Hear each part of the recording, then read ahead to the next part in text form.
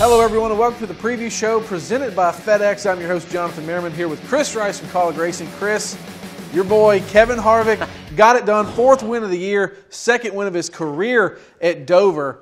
Man, that 4 team, they're looking solid when it comes down to, making the playoffs and making a run through the playoffs. Well, I don't know that it's just the 4 team. SHR in general is super fast right now. They're putting all the races together. All the teams are doing what they need to do to stay together. You know, the fun that Kevin Harvick and Clint Bowyer was having. And I mean, don't forget about Kurt Busch. He had an awesome run also. Eric Almirola was fastest in the final practice. So I'm just telling you, that team right now is on top of the board over all the teams. They look like JGR did last year, and Hendrick. SHR is your team to contend with right now. All right, Martin Truex Jr. swept Kansas last year. Of course, that's where we're heading this Saturday night.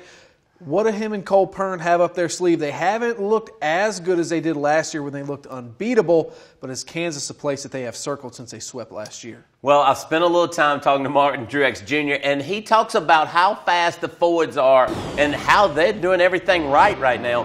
And he was so tight at Dover and still finished 4th. I think that shows that their speed is coming back.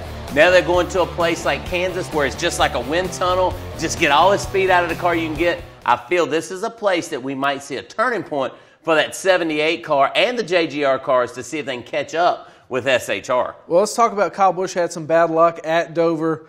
It seems like when he kind of hits bottom, he bounces back pretty quickly. And let's not forget, he's not that far off of winning 3 in a row. So is Kyle Busch going to be a force to reckon with at Kansas? Well, I think Kyle Busch is a force everywhere he goes. But yes, Kansas is a place where he can be. But I still feel the SHR cars, Martin Truex Jr., and don't forget about Penske. You know, the 22 car just got his win at Talladega 2 races ago. I feel they'll run well there also, so I don't think that he's a guy that's going to lock in and go win. He will be a car that's in the top 5 for sure. A couple more storylines out of SHR. Clint Bowyer from Kansas, Eric Almirola, we all know that accident he had last year that sidelined him, that he wrecked in Kansas last year. So 2 other guys have a little bit of motivation to run well for SHR. So what are their odds? Well, their odds are great because they're racing for SHR, but I still feel Clint Bowyer is just going to have to take the pressure away and do the things he does each and every weekend.